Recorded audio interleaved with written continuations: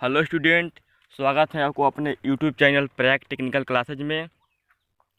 Super physics से जो 5000 question का जो हम सीरीज स्टार्ट किए हैं उसका तीसरा वीडियो हम लेकर आए हैं। अगर आप हमारे पीछे के 2 वीडियो नहीं देखे हैं तो आप डिस्क्रिप्शन में जाकर देख सकते हैं। जो हमारे आने वाले एयरफोर्स नेवी के एग्ज़ाम के लिए बहुत ही महत्वपूर्ण ये सीरीज हैं। तो फ्रेंड, बहुत सारे बच्चे को कॉमेंट आ रहा था कि सर आप टॉपिक वाइज क्वेश्चन का रिवाइज कराइए ताकि हमें नोट्स बनाने में काफ़ी बेनिफिट मिल सके। तो फ्रेंड, आज से मैं प्रतिदिन आपको टॉपिक वाइज क्वेश्चन का रिवाइज कराऊंगा। ये मेरा इलेक्ट्रोस्टैटिक का पहला पार्ट है। तो फ्रेंड, इस सीरीज में 0 लेवल से प्रत्येक टॉपिक का जो हायर लेवल तक जितना भी क्वेश्चन बनेगा, 200 400 जितना भी बनेगा, मैं प्रत्येक टॉपिक को थ्योरी बेस सारे क्वेश्चन को डिस्कस होंगे। एक भी क्वेश्चन आपको नहीं छूटेगा थ्योरी बेस। तो आइए हम वीडियो को स्टार्ट करते हैं और आप प्रत्येक दिन वीडियो के साथ नोट्स भी बनाते चलिएगा ताकि आपको एग्जाम के समय काफ़ी मदद मिल सके। तो चलिए हम वीडियो को स्टार्ट करते हैं। फर्स्ट क्वेश्चन हमारा है कि जब किसी वस्तु को आवेशित किया जाता है तो उसका द्रव्यमान पर क्या प्रभाव पड़ता है। तो उसका जो द्रव्यमान है फ्रेंड, बढ़ या घट जाता है। इसको डिटेल से हम समझते हैं क्वेश्चन को। ये क्वेश्चन आपको 2 तरह से पूछता है। अगर आपको एग्जाम में क्वेश्चन आता है तो आपको क्वेश्चन दिया जाता है कि जब भी किसी वस्तु को धन आवेश से आवेशित किया जाता है तो उसका द्रव्यमान पर क्या प्रभाव पड़ता है, और ऋण आवेश से आवेशित किया जाता है तो क्या प्रभाव पड़ता है।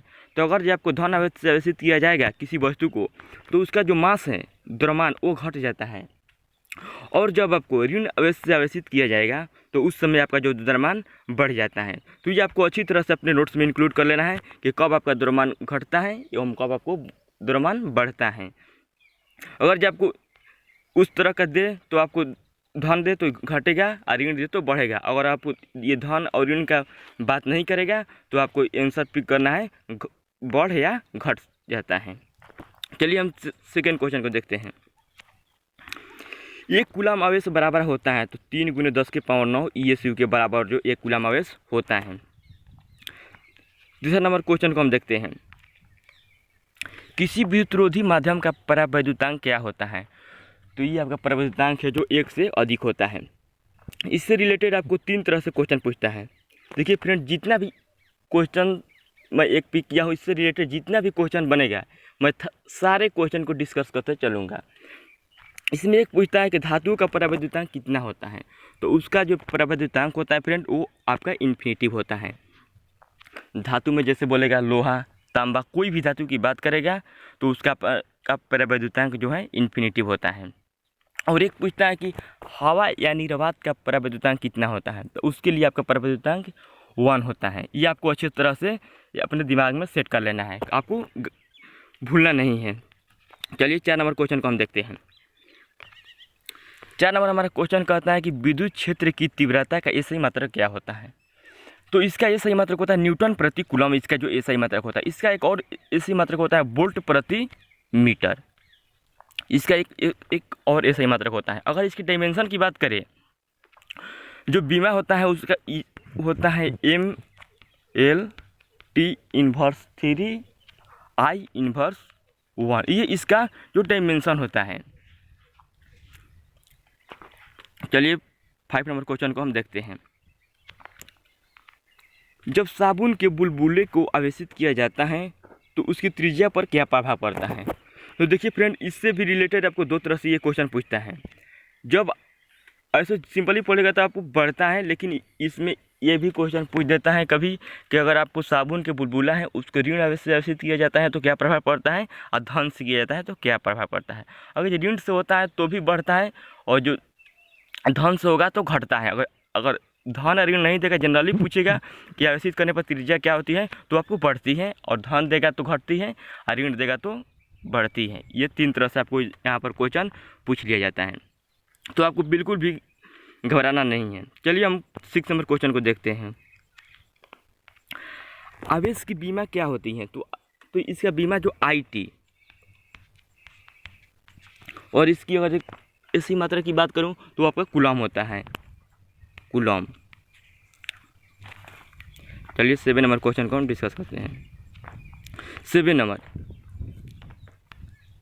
ये क्वेश्चन फ्रेंड एग्जाम के पॉइंट ऑफ व्यू से बहुत ही महत्वपूर्ण प्रश्न है। इससे आपको 2 या 3 तरह से क्वेश्चन ये भी आपको पूछता है। देखिए फ्रेंड, मैं ऐसा क्वेश्चन को पिक किया हूँ जिससे आपको एक भी अगर जो क्वेश्चन उठा देगा और आपको कितनी भी गहराई में, कितना भी ऊपर से आपको इजी हार्ड लेवल कितना भी तरह से पूछेगा तो आप वहाँ पर घबराइएगा नहीं। मैं सारे क्वेश्चन को इतना निचोड़ से दे दूंगा कि आप वहाँ पर अगर आप नोट्स बनाएंगे प्रतिदिन तो आप थोड़ा सा भी नहीं घबराएंगे। तो चलिए इसको देखते हैं। इसका होता है टाउ। बॉल घूंट जो होता है वो होता है टाउ, जिसको टाउ से सूचित करते हैं वो होता है PE sin थीटा। अगर इसमें आपको पूछेगा कि लंबवत जो बॉल घूंट को आवेशित किया जाता है तो उसका है लंबवत जो sin 90 डिग्री का मान होता है वो होता है 1। तो वहाँ पर हो गया टाउ बराबर PE। अगर जिसको बोलेगा समांतर तो होगा टाउ बराबर 0 हो जाएगा, क्योंकि sin 0 डिग्री का मान जो होता है 0। अगर ये सब का बात नहीं करेगा तो आपको ऑप्शन देखना है कि किस तरह से वो ऑप्शन दिया है। तो ये आपके वेक्टर रूप में दिया है। तो अगर वेक्टर रूप में आप जानते हैं कि टाउ बराबर PE sin थीटा लिखा हुआ है, PE sin थीटा। अगर आपको वेक्टर रूप में कीजिएगा तो P हो जाएगा और क्रॉस में E हो जाएगा। ये आपका वेक्टर रूप में दिया है। जो यहाँ पर लंबवत एवं समांतर का जो जिक्र नहीं किया है, इसीलिए आपको यहाँ वेक्टर रूप में क्वेश्चन को लिख दिया गया है। चलिए 8 नंबर क्वेश्चन को हम देखते हैं। अगर जब फ्रेंड को ये वीडियो आपको अच्छा लग रहा है तो अपने लाइक कीजिए और हमें कमेंट करके बताइए कि ये आपको वीडियो कैसा लग रहा है। तो चलिए हम 8 नंबर क्वेश्चन को देखते हैं। विद्युशीलता की इकाई क्या होती है? तो इसकी इकाई जो होती है फैराडे प्रति मीटर होती है। और अगर इसकी हम डायमेंशन की बात करें तो वह होता है M inverse L inverse 3 T4 I2। ये यहाँ पर डायमेंशनल फार्मूला होता है। और फैराडे जो है एक धारिता का मात्रक है। तो अगर धारिता की बात करेगा तो धारिता की बीमा क्या होती है तो आपको होता है सिर्फ आपको हो जाएगा ये M इन्वर्स L इन्वर्स 2 हो जाएगा, क्योंकि 1 मीटर जो है वो कम हो जाएगा, और T हो जाएगा 4, I जो हो जाएगा वो 2 हो जाएगा। ये अगर आपको धारिता का डायमेंशन पूछेगा तो आपको ये बताना है। देखिए 9 नंबर क्वेश्चन को हम देखते हैं। समान प्रकृति के आवेश एक दूसरे को क्या करते हैं? तो वो एक दूसरे को प्रतिकर्षित करते हैं। अगर इसके विपरीत आपको पूछेगा कि विपरीत जो असमान प्रकृति के जो आवेश हैं वो एक दूसरे को क्या करते हैं, तो वो आपको जो है आकर्षित करते हैं। और विपरीत कहेगा तो आकर्षित, और समान कहेगा तो प्रतिकर्षित। चलिए 10 नंबर क्वेश्चन को हम देखते हैं।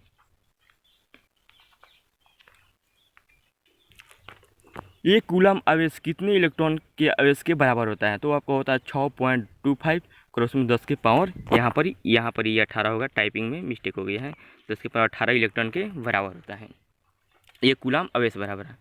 और इसकी बात करें तो ये कैसे आया, तो होता है Q बराबर होता है आपको NE होता है।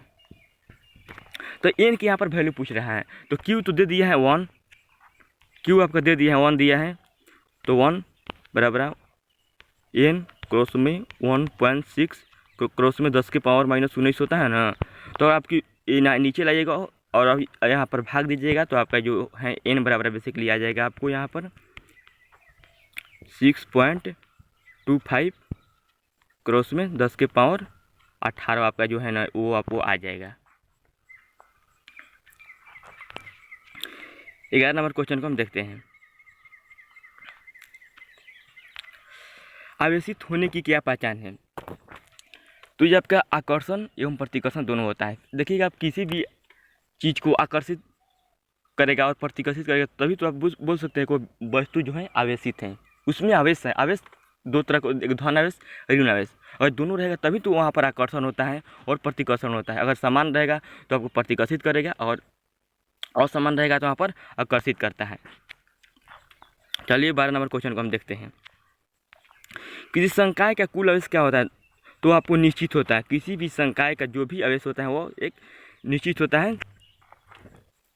चलिए 13 नंबर क्वेश्चन को देखते हैं। जब कांच की छड़ को रेशम से रगड़ा जाता है तो कांच की छड़ पर क्या प्रभाव पड़ता है? तो जो इस तरह के क्वेश्चन को फ्रेंड करना बहुत ही आसान होता है। इसमें आपको देखिएगा कांच की छड़ है और एक रेशम की छड़ है, इसमें जो पहले होता है उस पर धन आवेश होता है, और जो बाद में होता है उस पर ऋण आवेश। आपको ये क्वेश्चन रटना नहीं है, बट इसका भी एक सीरीज होता है फ्रेंड, करीब उसमें भी 20 या 25 जो होता है। उस सीरीज में जो पहले होता है उसमें धन आवेश होता है, और जो बाद में सीरीज होता है वो माइनस में होता है। देखिए, तो यह इसी तरह कांच जो है उस सीरीज में पहले आता है, रेशम बाद में। तो कांच ये पहले है और रेशम जो है बाद में। तो कांच पर जो होता है वो धन आवेश होता है, और जो रेशम पर होगा वहाँ पर ऋण आवेश होगा। आपको इस तरह के क्वेश्चन में बिल्कुल भी घबराना नहीं है। 99% आपको वही देता है, जो पहले होता है वही पहले देता है, और जो बाद में होता है बाद में वो देता है। तो जो पहले होगा उस पर धन आवेश हो जाता है, जो बाद में होता है उस पर ऋण आवेशित हो जाता है। चलिए हम 14 नंबर क्वेश्चन को देखते हैं। परमाणु में उपस्थित प्रोटॉनों की संख्या क्या होती है? तो जो प्रोटॉनों की संख्या होती है वो परमाणु संख्या के बराबर होती है, क्योंकि आपको शायद आपको पता होगी कि P बराबर है प्रोटॉनों की संख्या बराबर होता है इलेक्ट्रॉनों की संख्या, और बराबर होती है परमाणु संख्या, एटॉमिक मास होता है। P बराबर E बराबर A होता है। ये आपको किसी भी परमाणु के नाभिक में जो प्रोटॉनों की संख्या है वो इलेक्ट्रॉनों की संख्या के बराबर एवं परमाणु संख्या के बराबर होती है। ये तीनों एक दूसरे के बराबर होती हैं। चलिए हम 15 नंबर क्वेश्चन को देखते हैं। एन पर आवेश क्या होता है? तो इस पर शून्य आवेश होता है। मैं फ्रेंड ये चैलेंज के साथ बोल सकता हूँ कि आप तो ये वीडियो देख रहे हैं तो आप तो जान जाइएगा, मगर जो भी फ्रेंड ये वीडियो नहीं देखा उससे आप पूछिएगा तो 99% घबरा जाएगा। देखिए मैं बताता हूँ कैसे आप पूछिएगा तो घबरा जाएगा। ये सोडियम का एक संकेत है जिसको हम Na देते हैं। अगर जब आपको यहाँ पर पूछा जाएगा Na+, इसकी आपको परमाणु संख्या बताइए, तो 99% बच्चे जो है आपको सिर्फ 11 ही बताएंगे। मगर इसका अगर परमाणु संख्या की बात करें, एटॉमिक नंबर की बात करें, तो यहाँ पर इसका 10 होगा, क्योंकि एक जो है इसके पास उधार है, जो प्लस चार्ज दे दिया है ना यहाँ पर उधार है, जो इसके कारण एक परमाणु संख्या जो है घट जाएगा, एटॉमिक नंबर घट जाएगा। और यहीं पर अगर जो पूछ देगा आपको Na-, तो इसको आप यहाँ पर परमाणु संख्या हो जाएगा 12। अगर जब आपको विश्वास नहीं है तो आप किसी फ्रेंड से पूछ कर देखिएगा, अगर जो फ्रेंड आपको वीडियो ये नहीं देखा होगा। मैं आपको 80% ये चैलेंज कर देता हूँ को बच्चे ज़रूर आपको हैं जो फंस जाएगा इस क्वेश्चन में। तो आपको इस क्वेश्चन में फंसना नहीं है फ्रेंड, आपको अच्छी तरह से ये याद करना। कितना भी आपको दे दे इन पर प्लस 2 4 दे दे तो आपको 2 कम हो जाएगा, -2 को दे देगा तो आपको 2 को बढ़ जाएगा। इस तरह का आपको कितना भी प्लस या माइनस दे तो आपको घबराना नहीं है। चलिए 16 नंबर क्वेश्चन को हम देखते हैं। 16 नंबर क्वेश्चन है, प्रत्येक पदार्थ अति सूक्ष्म कणों से मिलकर बना होता है, जिसे क्या कहते हैं? परमाणु कहते हैं। परमाणु जो है छोटे छोटे सूक्ष्म कण से मिलकर बने होते हैं फ्रेंड, जिसको हम परमाणु बोला जाता है। चलिए 17 नंबर क्वेश्चन को हम देखते हैं।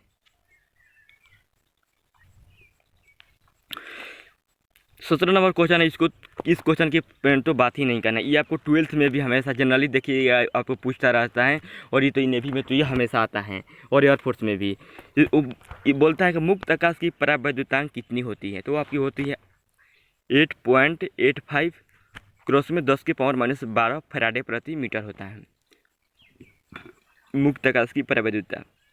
चलिए 18 नंबर क्वेश्चन को हम देखते हैं। समझिएगा इसको, 2 आवेशों के बीच की दूरी दुगनी कर देने पर उनके बीच की लगने वाला जो बल है वो क्या होगा? तो वो आपको 1/4 हो जाएगा। देखिए हम बताते हैं 1/4 कैसे होता है। तो इसका आपका होता है F बराबर 1/4πε0, 4πε0 होता है। 1 सेकेंड, 4πε0 होता है Q1 क्रॉस में Q2, अब टर्म होता है R² होता है। तो R जो है दुगना कर रहा है, तो यहाँ पर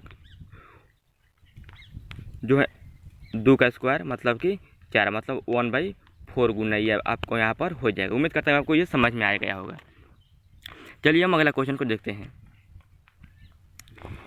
किसी संकाय का कुल आवेश नियत रहता है, यह कहलाता है, ये आपका आवेश संरक्षण का सिद्धांत कहलाता है। किसी भी संकाय का जो भी आवेश है वो नियत रहता है, संरक्षित रहता है, तो उसको आप बोल सकते हैं आवेश संरक्षण का सिद्धांत। 20 नंबर क्वेश्चन को हम डिस्कस करते हैं। आवेशन की क्रिया में एक पदार्थ से दूसरे पदार्थ में हस्तांतरण क्या कहलाता है? तो किसी भी पदार्थ में आवेश की जो भी क्रिया हस्तांतरण होता है वहाँ पर इलेक्ट्रॉन का हस्तांतरण होता है, क्योंकि जो न्यूट्रॉन एवं प्रोटॉन होता है वो तो आपको नाभिक में स्थिर रहता है, और जो इलेक्ट्रॉन होता है यहीं चारों बगल जो है नाभिक के बाहर जो होता है वह चारों तरफ चक्कर लगाते हैं। तो इलेक्ट्रॉन का हस्तांतरण जो होता है के कारण ही आवेशन की क्रिया एक पदार्थ से दूसरे पदार्थ में होता है। 21 नंबर क्वेश्चन को हम देखते हैं। प्रत्येक पदार्थ एक पदार्थ को धन आवेश से आवेशित किया जाता है, तो इस पदार्थ में इलेक्ट्रॉन की संख्या प्रोटॉन की संख्या से क्या होती है। ये क्वेश्चन फ्रेंड बहुत बहुत, अगर जितना आप इस पर स्टार लगाए उतना कम है। ये फ्रेंड बहुत ही महत्वपूर्ण क्वेश्चन है। किसी भी पदार्थ को धन आवेश से आवेशित किया जाएगा तो पदार्थ में जो इलेक्ट्रॉन की संख्या होती है प्रोटॉन की संख्या से आपको कम हो जाती है। ये आपको अच्छी तरह से अपने नोट्स में इंक्लूड कर लेना है।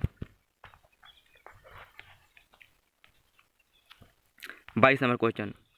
पदार्थ में उपस्थित स्वतंत्र जो उसके विद्युतीकरण के लिए उत्तरदायी होता है क्या कहलाता है। इलेक्ट्रॉन कहलाता है। अभी मैंने आपको डिस्कस किया कि जो इलेक्ट्रॉन होता है वो नाभिक के जो चारों तरफ होता है वो आपको चक्कर लगाता रहता है, जिसके कारण की आवेशन की क्रिया होती है। 23 नंबर क्वेश्चन को देखते हैं। किसी आवेशित वस्तु पर आवेश का मान पूर्णांक गुणक होता है तो आपको 1.6 क्रॉस में 10 के पावर -19 का पूर्णांक गुणक होता है। ये तो ये क्वेश्चन है। देखिए 24 नंबर क्वेश्चन को देखते हैं। r दूरी पर रखे दो इलेक्ट्रॉनों के बीच की बल प्रवर्तित होता है। तो आपको मैं अभी बताया कि जो r होता है स्क्वायर होता है, जिसके कारण मैंने बताया कि 1/2 था तो स्क्वायर हो गया तो 1/4 हो गया। तो यहीं पर जो r है इन्वर्स में चला गया, तो ये r के इन्वर्स का -2 हो गया। चलिए 25 नंबर क्वेश्चन देखते हैं। किसी परीक्षण आवेश को विद्युत क्षेत्र में रखने पर उसमें होता है स्थितिज ऊर्जा होता है। किसी भी आप परीक्षण किए गए आवेश में जो स्थित विद्युत क्षेत्र में रखते हैं तो उसमें जो होता है वो स्थितिज ऊर्जा उसमें आप नियत रहता है, स्थितिज ऊर्जा में स्थित होता है। चलिए 26 नंबर क्वेश्चन को देखते हैं।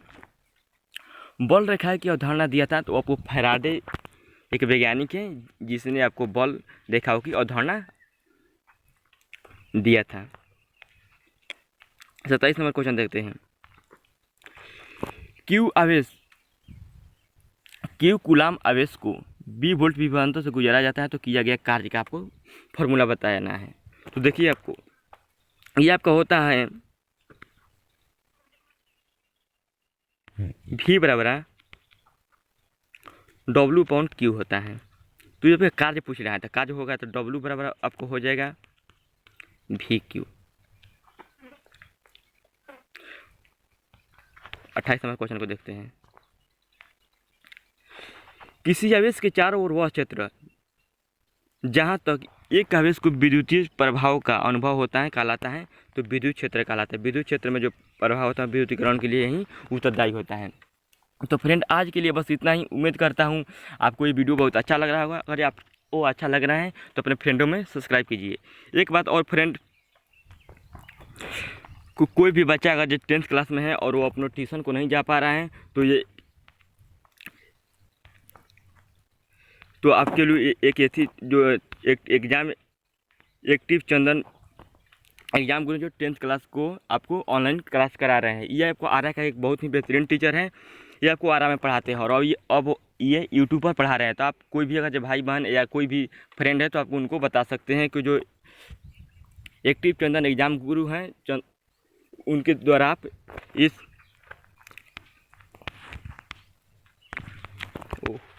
जाकर आप पढ़ सकते हैं। तो चलिए फ्रेंड मिलते हैं अगले वीडियो के साथ।